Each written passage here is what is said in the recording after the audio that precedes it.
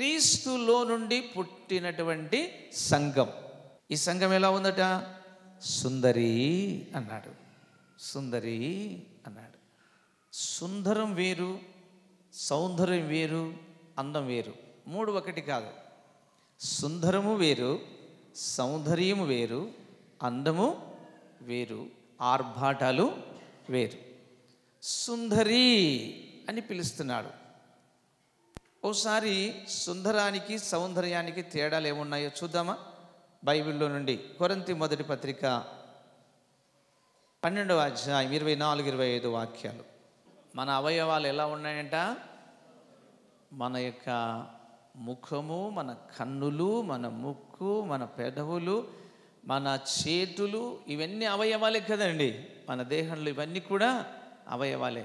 దేవుడు ఎలా పుట్టించాడంటే వీటిని సుందరములు. దేవునికి స్తోత్రం కలుగునుగాక. సుందరమైన మన అవయవములకు ఎక్కువ సౌందర్యం అక్కరలేదు. ఎక్కువ సౌందర్యము అక్కరలేదు. ఇప్పుడు లోకం అంతా ఎక్కువ చేస్తున్నది ఏమిటి? సౌందర్యము. సౌందర్యం అనగా బంగారము, వెండి లేక ఆభరణాలు, మనం చేసుకున్నటువంటి పై క్రియలు మనం చేస్తున్నాం. చూడండి, నేను సౌందర్యంగా కనిపించాలి. అందుకే చాలామంది పేరు కూడా పెట్టుకుంటారు అనుకుంటా. ఏం పేరు? సౌందర్య అని పేరు పెట్టుకుంటారు.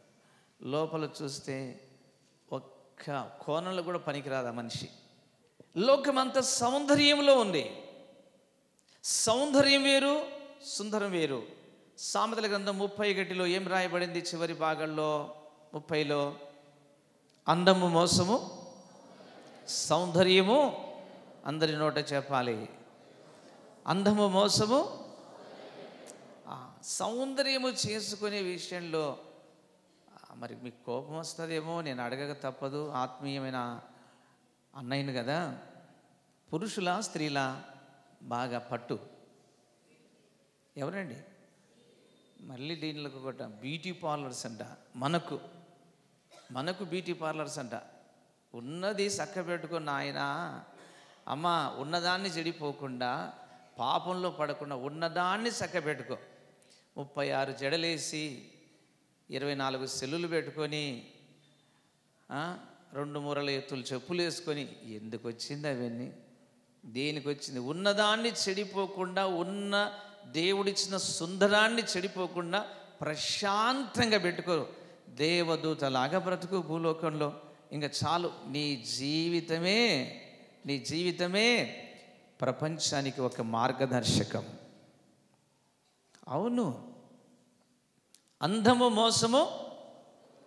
నువ్వు సౌందర్యంగా తయారవుతున్నావు, నేను అందంగా ఉండాలని తయారవుతున్నావంటే ఈ మోసకారి లోకం నిన్ను మోసం చేయడానికి సిద్ధంగా ఉంది. అందుకే అటు అందము వద్దు, ఇటు సౌందర్యము వద్దు. సుందరముగా దేవుడు నిన్ను తయారు చేశాడు.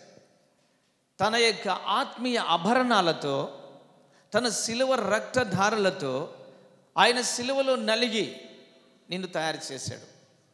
యేసు ప్రభు వారికి సౌందర్యుడు, అందమైన వాడని పేర్ల ఏ పేరుంది? 3 పేర్లలో యేసు ప్రభుకు 10,000లో అతి సుందరుడు నా ప్రియుడు. చప్పట్లు కొడదాం. హల్లెలూయా. యేసు ప్రభు ఎన్ని ఉంగరాలు పెట్టుకుంటాడండి? కనీసం 2-3 పెట్టుకోడా? బ్రాస్లైట్ వేసుకోడా? మెడలు గొలుసు వేసుకోడా? బంగారం కిరీటం పెట్టుకోడా? బంగారం కిరీటం పెట్టుకోడా? ఏమేం చేస్తాడండి ఈ లోకంలో ఆయన? ఏం చేశాడండి? ఎంతోమంది సువర్ణ కిరీటాలు ధరించిన వాళ్ళు ఉన్నారు. ఎంతోమంది బంగారు చెప్పులు వేసుకుని నడిచిన వాళ్ళు ఉన్నారు. రారాజులమని చెప్పుకొని బంగారము దిగవేసుకున్న వాళ్ళు ఉన్నారు. నా యేసయ్య పాద ధూళిలో ఒక అణువు కూడా సమము కారు ఎవడు కూడా. కోటి సూర్యుల కంటే తేజస్సు కలిగిన వాడు, సుగుణాల సంపన్నుడు, మహా సుందరుడు, 10,000 మందిలో అతి సుందరుడు. అతి కాంక్షణీయుడు, అతి మనోహరుడు. భక్తులు ఎంతోమంది వర్ణించి రచించారు. వర్ణనాతీతమైన పాటలు రాసుకున్నారు. ఆ మహాసుందరుడైనటువంటి యేసయ్య రక్తములో జన్మించిన సంఘమే సుందరమైన సంఘం. నిన్ను దేవుడు ఒక అమూల్యమైన సంఘముగా, ముత్యము కంటే శ్రేష్టమైన సంఘముగా, సుందరము, మంచిది నా పేరులోనే దేవుడు దాచిపెట్టాడు. అందుకే పేరు మార్చుకోవాలని ఎన్నిసార్లు దేవుణ్ణి గోజాడి అడిగాను. ఒక్క సహాయం చేయి, నాకు డేవిడ్ అంటే చాలా ఇష్టం, పాల్ అంటే నాకు చాలా ఇష్టం, అట్లా కలిపేసుకుంటాను, సుధాకర్ అని అందరు పెట్టుకుంటారని దేవుని దగ్గర అడిగాను. ఎందుకో దేవుడు ఒప్పుకోలేదు. నీ పేరులో అన్నీ కూడా నా ఆశీర్వాదాలు ఉన్నాయిలేని.